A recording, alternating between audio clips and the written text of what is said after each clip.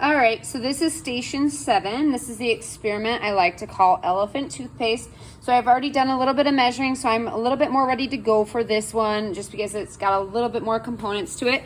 So in my little Erlenmeyer flask here, I've measured out about 50 milliliters of 30% hydrogen peroxide.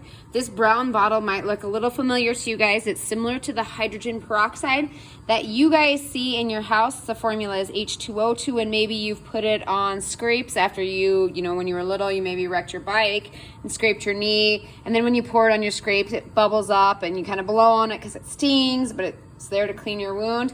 Well, that's 3% hydrogen peroxide, and what I have here is 30%. So it's quite a bit more concentrated, and we're going to look at the rapid decomposition of that. So first and foremost, I'm going to go ahead and add a couple drops of dish detergent here.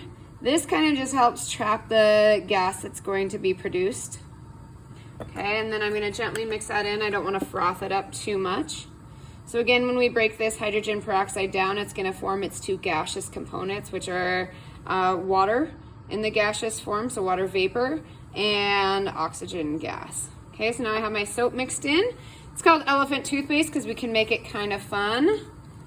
So I'm going to go ahead and add a couple streaks of food coloring down the side.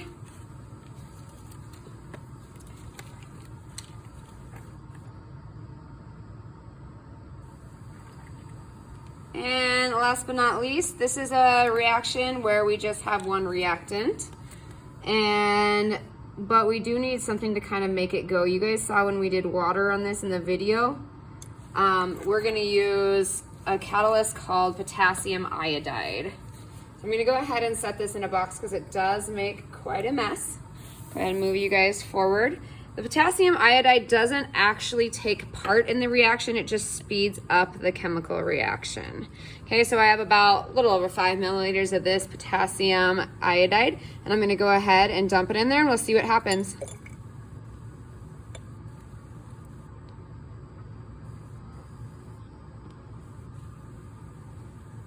Okay, you obviously see there's a lot of bubbles being formed there.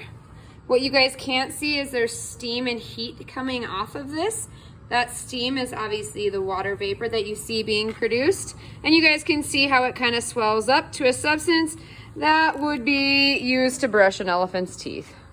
That was kind of a slow reaction on that today. But you guys can see how it's pretty much grown to fill that box lid.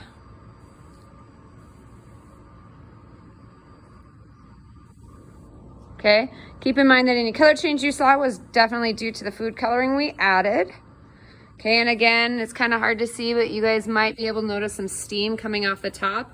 When I put my hand over it, my hand feels a little damp from that steam, and it's definitely very warm. I wouldn't want to stick my hand in there right now.